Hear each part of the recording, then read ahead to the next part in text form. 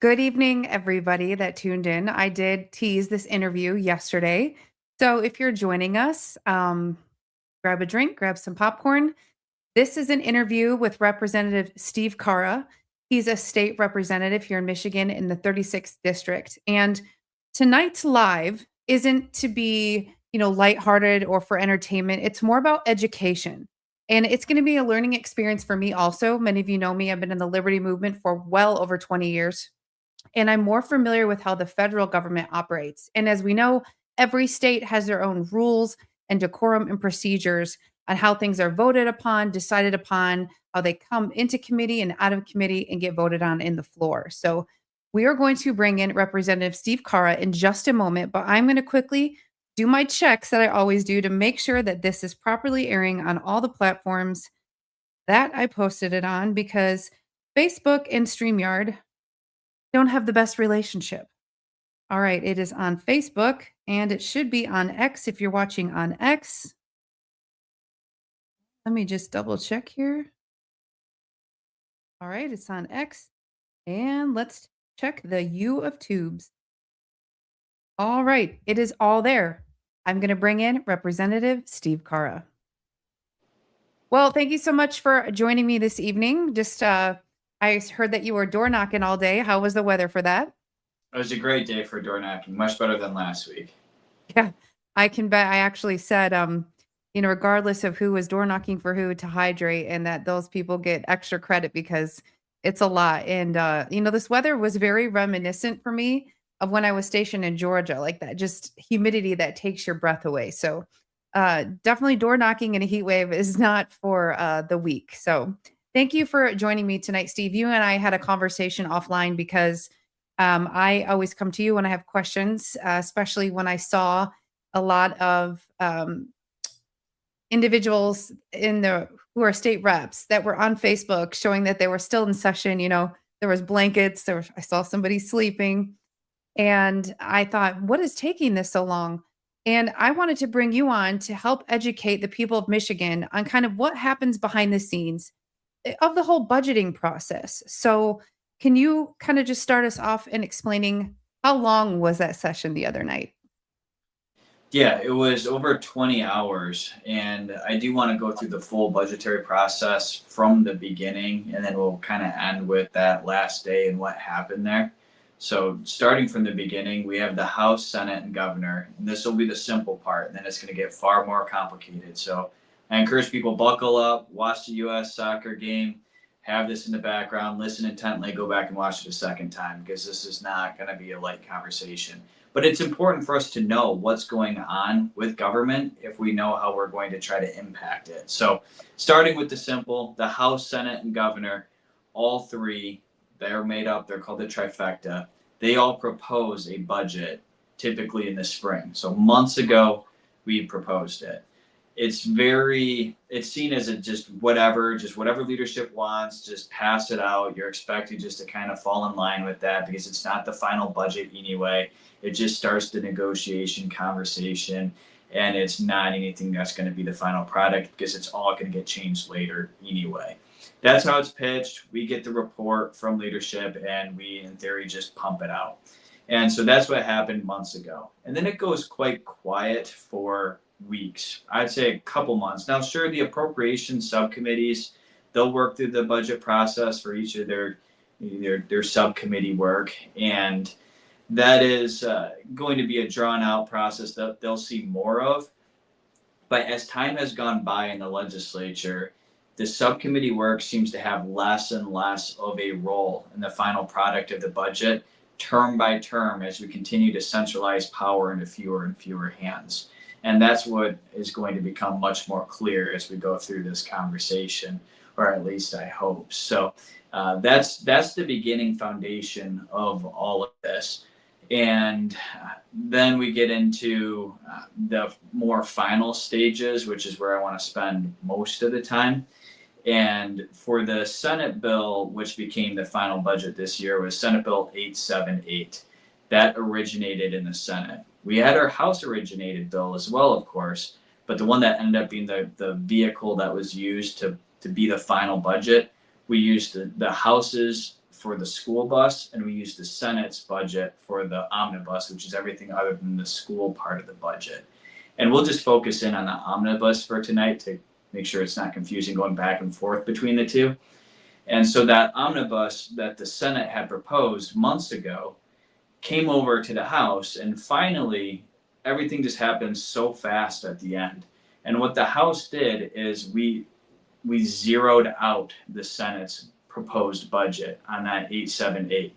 So literally there are $100 placeholders. And so you just see, I think there's like $2,100 total, just those $100 placeholders throughout the budget. And effectively just making it, it's called zeroing it out.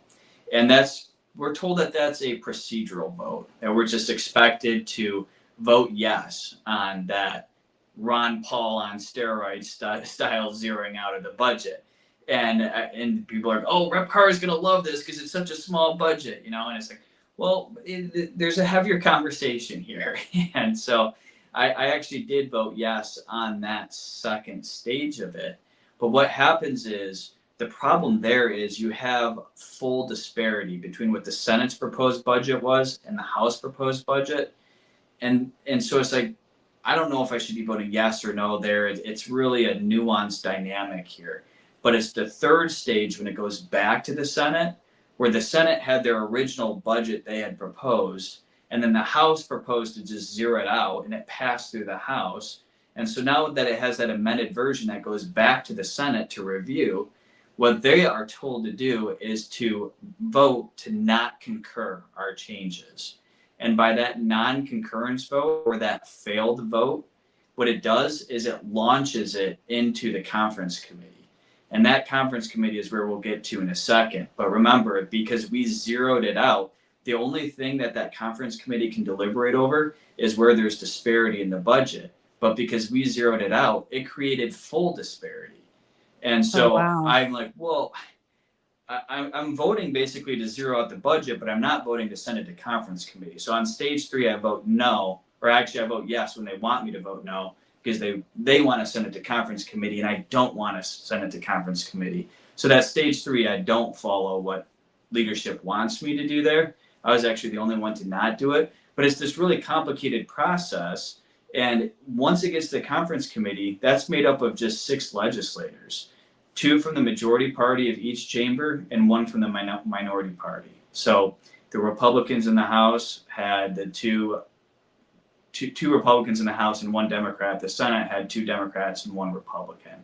And they go into that conference committee, and what they can do, again, is they get that final budget. You might think, well, those 6 members are going to have so much power to deliberate over the budget by this point. And that's probably what people are thinking is, well, who are those 6 select people? Well, leadership are the ones who pick who those 6 are going to be, and then they get to just do whatever they want. Well, it's not. I wish that it was that dispersed of power to where those 6 had so much authority. It's worse than that, because it's just the leadership of the House, the Senate, and the governor. Those 3 people and their staff who deliberate and figure out, negotiate, and then in the last days report back to the legislature in the House or the legislature in the Senate. Well, these are the things that we were negotiating, and it all kind of comes together. Meanwhile, we had 50 other votes that are thrown on our lap last minute. So we have to review all these other bills and figure out whether we're voting yes or no on that. Meanwhile, this budget's coming together last minute, and the conference committee, when they get together, that process too, and then I know you probably have something to weigh in. Any questions or thoughts? I'll try to give you a chance to jump in Well, no, here. I was just thinking, so you're saying that they were working on the budget, and then there was a side issue of about 50 bills that you guys had to decide if you're going to vote on. Do you Correct. Is that something that just happens, or is that like a purposeful tactic to kind of like confuse Well, people? I whether mean, it's I'm trying to. right, whether it's purposeful or not, it certainly happens. I'll leave it to the viewers to decide which they think that is. But the couple weeks coming up to it too, we had a high volume of bills, but a more normal where we get them on Friday, we get to review them over the weekend and Monday, and going into Tuesday through Thursday for the session week, we have some time to deliberate through, are we a yes or are we a no on those 30 or 35 bills. Well, this last week where we passed out the budget, we had about 30, 35 bills again, but then they shifted and they ended up being different bills. Now, some of them were bills that were messages back from the Senate, so things that had originated in the House and just had minor changes. So we just had to see those, technical fixes. But then there were about 25 that were new bills too, and just out of left field, and we hadn't reviewed them yet. And so, yes, that adds all kinds of complexity as we have this budget coming together so quickly at the end. We also have to be reviewing and making sure we're voting well on those other bills too. But realistically, I mean, I wish I could sit here and tell you that my colleagues are working diligently to review not only the bill analysis, but to actually read the bills and make sure that they're casting good votes. The level that that's being done in the legislature is completely, shockingly lower than people would think. If I had to guess what percentage of my colleagues even cracked open the final budget before voting on it, I'd say maybe 10% even cracked it open. And you brought up the whole bill analysis. Now, like I said, I pay more attention to what's happening at the federal level. And as you and I both know, I'm a huge fan of Dr. Ron Paul and Thomas Massey, who have been known to explain kind of what's going on behind the scenes.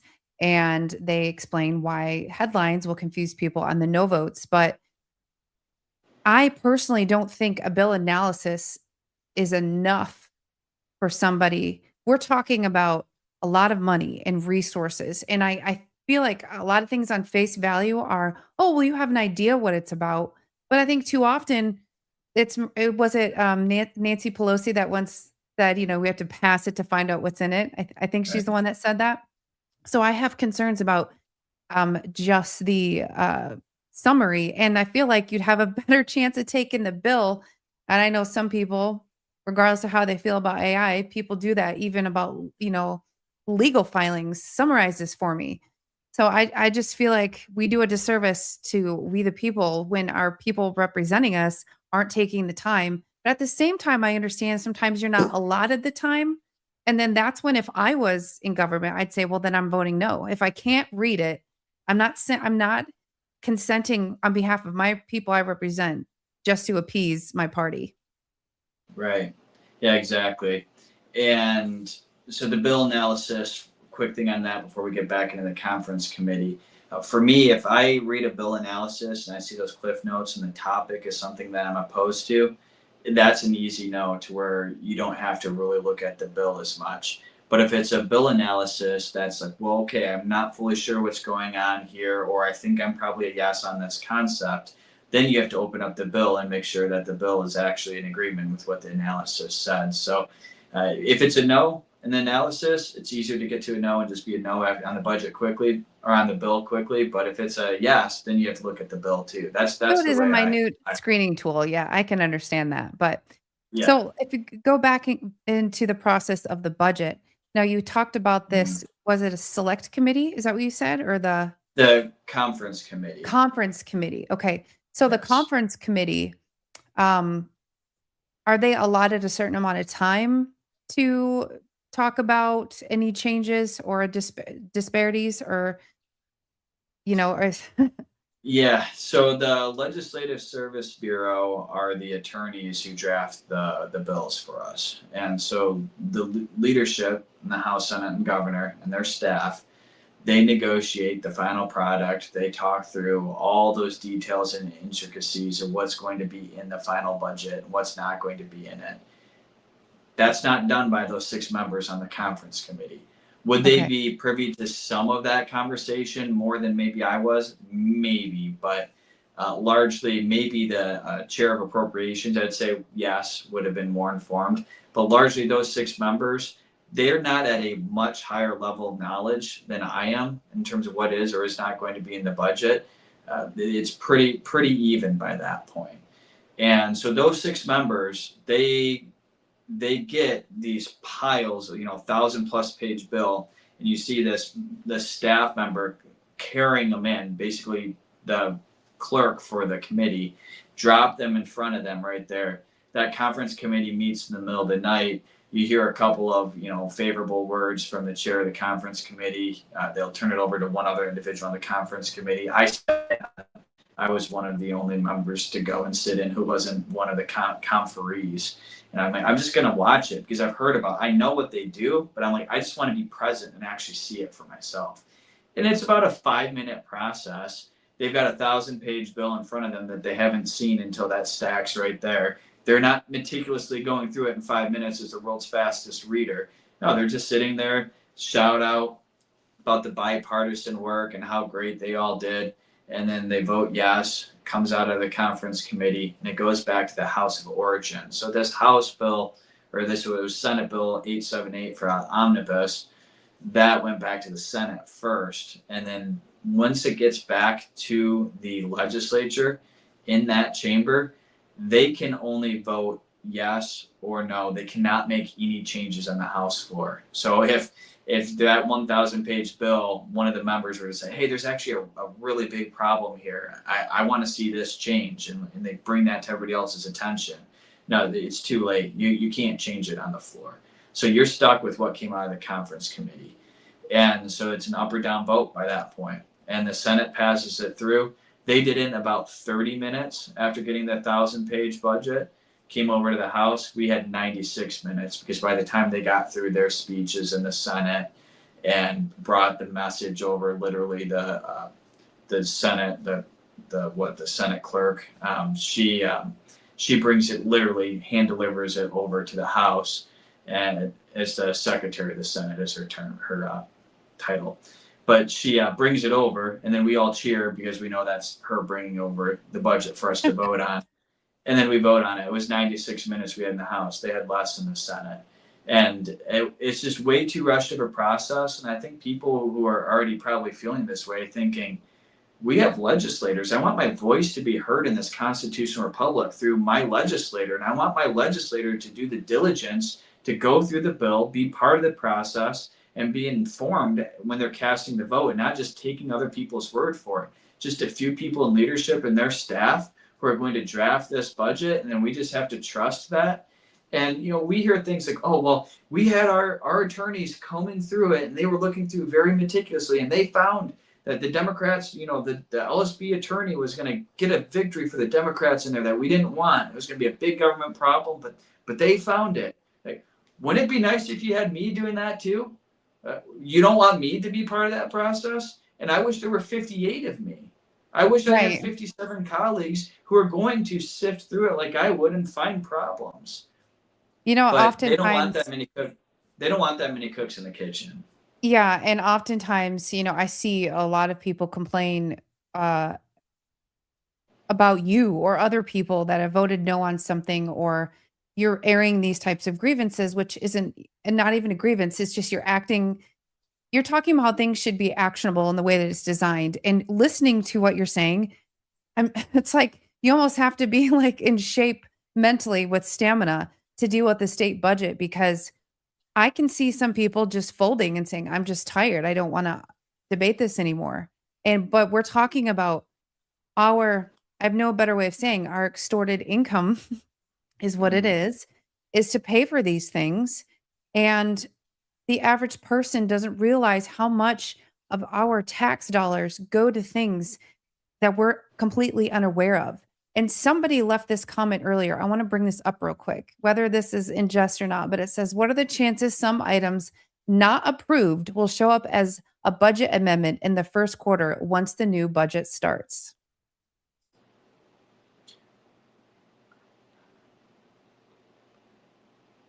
They won't. They won't. I mean, there's supplementals, which we had supplementals more maybe a few years ago. They're not as common these days, but yeah, I guess the budget basically is final. That's the fiscal year budget for the upcoming year. So this was the full year 2027. So we're basically locked in with that as the plan from October 1st to September 30th. But yeah, what you were saying there, Kristen, yeah, in terms of fatiguing us or burning us out, that is a lot of what happens. Not only on the budget, but there's other big votes that we'll have throughout the year where what you unfortunately hear from my colleagues often is, well, let's just get this done with so we can get out of here. I've got dinner plans, or I want to get back home. And I said, well, this is a major decision for the state of Michigan. Why should we be selfish here? If we need to stay a couple extra hours and make sure we get this right, either I might be hungry for a couple hours, maybe pack a snack, bring a protein bar, know that we've got big Apparently a work to. blanket and a pillow. Well, yeah, and staying up as late as we did is an anomaly. We don't do that often. The budget's only once a year that we do that type of thing. But yeah, no, it has been often throughout my 6 years. I don't think there's been a single final budget that has passed before midnight. It's usually in the middle of the night, and it's probably like 3, 4 o'clock in the morning typically. And this one was 9 o'clock in the morning, but it wasn't because we woke up and started at 8 and did it, at 9 after, having 3 weeks to read through it. And then, no, it was noon on Thursday that we started session, and we went straight until 9 a.m., almost 9 a.m. on Friday morning. And so, yeah, people were falling asleep on the house floor, and, that it's exhausting. It's exhausting.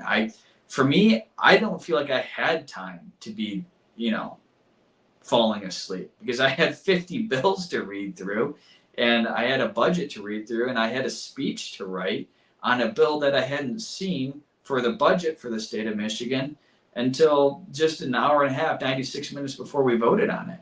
I had a lot of work to do. Sleeping wasn't an option. Well, there's someone that agrees with you with this little spicy comment. Tammy Clark said, I just don't understand how any legislator could vote on a budget with no time to actually read it.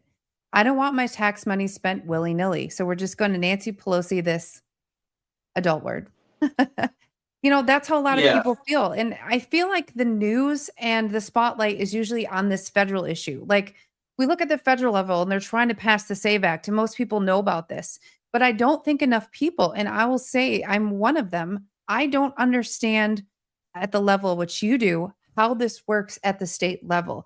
And I know a lot of times, like there's shadowing, like high school students, college students, even elementary students come in and do tours. But I feel like when we're teaching civics in schools, it'd be nice to kind of learn how our individual state processes go. Because when people are running for office right now, I see a lot of young people running, and I think that that is great. But I often wonder, like, regardless of age, do these people really know the time and effort that goes into times like this when you're putting together the annual budget? So, what advice would you have, or how would you treat, um, let's just say on your side of the aisle as a Republican, as a constitutional Republican, what could you do to help, like if a new freshman gets voted in this November, to help them understand what they're getting into and the importance of not just going along to get along, and you're not trying to be like against the fray, you're trying to do the right thing, which is we are all about informed decisions and informed consent. Well, you have to also be an informed voter. yeah. I'd say remember your roots and stick strongly, not just towards your core principles, but having a core foundation that is exclusively not being bought and paid for, not becoming part of the status quo, strict adherence to the Constitution for the purpose of protecting people's God given rights, and having that core with every single vote that you cast. That doesn't mean that you just have a core principle that, well, I can be compromised on some of these things over here as long as I don't have my core principles. Well, then your core principles are going to shrink and shrink and shrink. That's why you have to keep your North Star on protecting the people's God given rights in the constitutional republic as the elected official from your district, and to never bend on anything. Compromise versus compromised with a D are two different things. I'm willing to compromise, defined as long as it's a step in the right direction towards better protecting the rights of the people, I can be a yes, even if it's not all the way to what I want to get to. That is compromise. Compromised with the D is where you go in the wrong direction and say, well, I'll vote yes on this bad bill because then maybe that colleague will give me a hearing for my bill that's up in their committee. That would be compromised. That is a slippery slope, and before you know it, you're part of the machine like everybody else. I'm glad And that you said that. I guess, Yeah, yeah. I'm just glad that you So said that because sorry, go ahead. Oh, okay. Well, yeah, I was just, yeah. So compromise versus compromise, and just briefly from what Tammy was saying there earlier, and then we'll let you jump in with what your thought was there. I would say that it's abundantly obvious to the people of Michigan that 96 minutes to read a 1,000-page budget, whether you're a Republican, a Democrat, Independent, 99% of the general public, I would imagine, would say, no, absolutely not. That's not what I want from the legislature. Why would I want that? But if you put yourself into my colleague's shoes, you can see how it happens. Because if you want to be chair of a committee next term, and you know that you're expected to vote yes on this budget, and if you don't, you can kiss being chair of that committee goodbye. If you want a public act, you have a bill that's up for a vote, you want it to get to the governor's desk, or maybe it just was one of those 50 bills that got passed that week, and that was part of the deal. Well, if my bill becomes a public act and it's one of those bills at the last minute in this last week here, and I get that public act, so I can go back and say what great work I did because I carried the torch for the lobby corps for a bill that they drafted up. They had me sign it as the sponsor, and now I get to take credit for a public act. And now I get to go and say how great I am.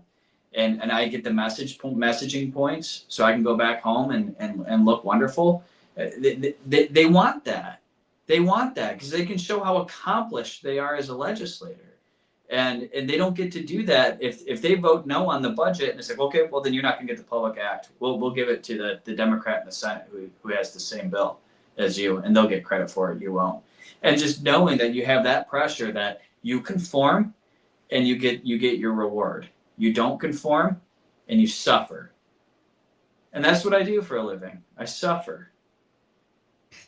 Yeah, and I was just gonna say, I'm glad that you brought up the compromising versus being compromised because I think that's one of the misconceptions that people have about you is that you're not willing to play along. And I know you, and you're not an absolutionist.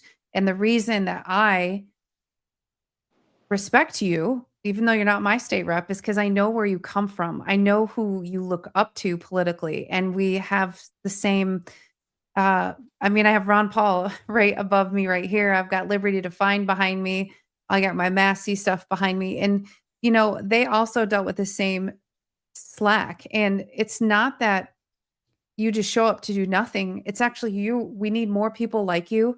And I wish that this isn't how things operate, but I know that they do. And there's things that I have heard even at our state level of how like there's just certain people that do certain things or even though someone wrote a bill they give it to this person and it's a game and that's not how we're supposed to be represented.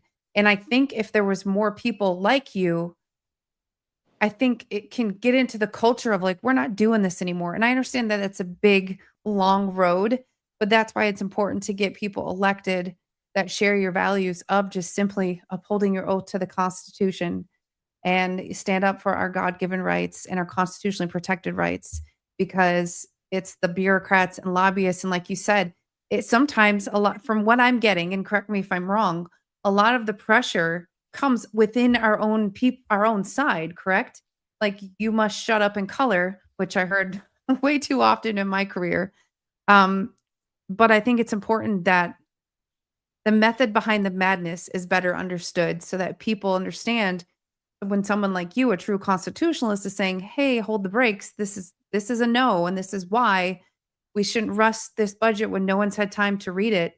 It has larger, measurable negative outcomes than people realize, and sometimes we don't see it for another year. But I applaud you for actually. I'm not kissing your rear here. It's just that we are very much aligned on a lot of things. So I feel like if I if I was in your position, I would be doing the same things. But I don't think anyone could handle me in office. Yeah, and you're right. It's our side, the other side. It's regardless of who the leadership is. This is a systemic problem of corruption in the state of Michigan, like you'd have nationally, and like you'd have in any other state. Yeah. It's not the way that our government is designed to work, and it's been a slow erosion of our proper role of government for a constitutional republic toward a centralizing of power, whether it's into leadership's hands or to the governor's hands or the Supreme Court's hands, the judicial branch's hands, away from the people having their voice heard through a more properly involved House and Senate body that deliberates and governs properly and with a healthier process. And the more that time goes by, it seems to get worse and worse. I've been in there for 9 years, 3 years as staff and 6 as a representative now.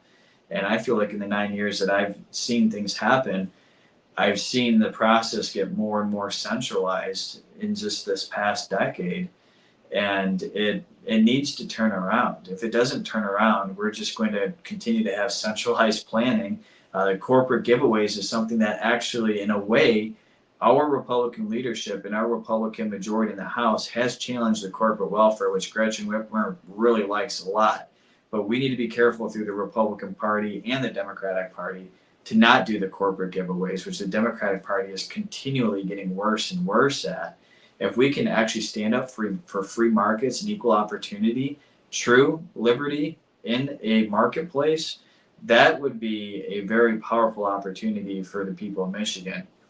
It's been, I think, the best term this century. Between last year, we had no new corporate welfare. This year, we had, yeah, we finally did some, unfortunately, because Gretchen Whitmer wanted as part of the budget, brownfield redevelopment, transformational brownfield specifically. So the big projects for the Renaissance Center, and so there's that. But we need to get to a spot where our legislators are focused more on following the Constitution and doing their deliberation and thorough review, and not feeling intimidated and threatened into a corner that they have to be obedient to the status quo of government, falling in line, voting yes, earning favor with leadership in order to get something in return. That is a systemic problem. That is how things are operating. And that is the center of the problem with corruption in politics. Yeah, and it's like a lot of people know this, but everyone say politics is most important at the local level. And I just think more people need to get and I'm sure you see this on social media, but it's all based on a headline or someone's opinion of how somebody voted. But um as we close it out here, bring me to when you guys were actually voting on the budget because I saw, like I said, posts on social media. I saw a Representative Skaggs sleeping face down. And I understand it can take a lot of out of people, but how long did it last? When did you guys actually finish? Yeah, I gave my speech at 8:40 in the morning. There were a couple after me, so we voted before 9 a.m. And so that was less than almost 21 hours from when we started session on Thursday at noon. And yeah, my colleagues, I think less than 10% of them would have even cracked open the budget and before they voted. And that is just it's it's frustrating, and that process needs to change. We would have been extremely tired at that point again, and it wasn't because we had 21 hours that we were reading through the budget. It's we had all those other bills that we were going through and figuring out whether we were a yes or no, and it drains you, and you want to go home. And by that point, if we were to say a bunch of us vote no and say, hey, actually, no, we're not going to pass this budget and it not get the needed votes, imagine how we would feel after being that tired after 21 hours. We all want to go to bed. We want to go do other things. Well, Mhm. so voting no would be an inconvenience for us. But when you're talking $80 billion of the 10 million people of Right. Michigan that were our inconvenience because we want to go take a nap or whatever, or maybe we should go at ease or adjourn and come back the next day or the next week and get it done the next week. That would be fine. But to just be worried about ourselves and to just, oh, we're just going to throw our hands in the air and give up and vote yes because we're tired and we're done with this and we want to get out of here and it's time to be done. Like, let's just vote yes and get out of here. That's the sentiment. That's the sentiment among my colleagues. And it's not a good sentiment to be worried about our personal interests when we have such an important job to do. And I definitely feel like more people are paying attention because I'm not going to say any specific names, but there's several candidates, running for governor here in Michigan that I think every single one of them want to do something with income tax or property tax. And a lot of people say, well, how can we do that? How would we fund essential services? And I always tell people about, the film America from Freedom to Fascism and how much taxes we already pay. And like you said, when you're going through and all this money that's in this annual budget, what is really needed? What is waste? Not necessarily fraud, but does this really need to be handled by the government? And that's like how my mind would work if I was in office. So I feel like what you're saying has more weight with the people paying attention to, I would like to pay no income tax or have my property taxes reduced. And when you start to see what our money is spent on, you're like, this is why I have to pay $5,000 a year in property taxes so you can fund this program for mental health that just does the whole rainbow game. So I think it pushes more adults to pay attention. Now, I have to say, I encourage people to follow you because I like that you do the explanations, not just on the budgeting. I saw your speech. I thought it was awesome. But you explain the whys. And I do that as a parent. I never say just because I said, like I said, I always explain my reasoning. And when you explain reasoning, it's better digested and palatable and often more respected. So where should people follow you to get this type of information on what you're doing? Yeah, I have my state representative Steve Carra page. Sometimes I'm beating up on Gretchen Whitmer on there, progressively shifting over towards Jocelyn Benson because she's giving me more and more ammo lately. And so those are some of the more fun ones. But yes, the vote explanations, maybe they're a little bit more boring or dry, but going through and making sure that I'm transparent, explaining why I voted yes or why I voted no on every vote that comes up on the House floor is the number one thing I hear from my community that they appreciate is that level of transparency on every vote. So they're informed and they see what I'm doing and where I'm coming from. And that helps to set the foundation for conversations with the community, letting me know where they might have disagreed and why, or what is more information on why I had voted no on that, and wanting to hear my perspective. And I think it's important for us to be open and transparent with our community, and it's an honor to do it. Well, thank you for joining me this evening. And I will say another thing is thank you for inviting myself and my colleague Tammy Clark to come give testimony in the oversight committee in which you chair, because we're headed actually um, bright and early in the morning. We're headed to North Dakota. We're going to be speaking all across the state. We're going to be pretty tired, but I know that you share the concerns. So thank you in Michigan for being a loud voice for, hey, let's stop and look at this before we have a reckless rollout. So thank you for being a constitutionalist. Thank you for taking the time to talk to constituents, activists, anyone that has a question. You're always willing to answer if you have the time, and I appreciate that. So thank you for joining me this evening. Keep up the door knocking. Hopefully the weather cooperates and you stay hydrated. But I think that you'll do good in your election. I can't see. Do you have just one opponent, or are you Two in the in your primary district? and then one in general. Okay. Yeah, two primary, one general. Yeah. Yeah. Well, I hope that you once again are reelected, and I think you will, but like, never get comfortable. So anyway, Steve, good luck. And I'm sure I will see you out and about. And for people watching, go look up Rep Steve Carra on Facebook. I believe you're also on X, aren't you? Yeah, but I don't have a very good following on there. I got to work on my game on there. Oh, it's okay. I get shadow banned a lot on there too, but it's where I go for a lot of news sources. Actually, that's why before we get off here, I had to quick fact check. Somebody in the comments tried to say the whole Mitch McConnell is no longer with us. And I was like, no, I don't believe that. And it's not true yet. And I'm not hoping for it, but sidebar, have you seen the argument that if he does pass away in 2024, Kentucky changed their law? It's not appointed by the governor, the replacement.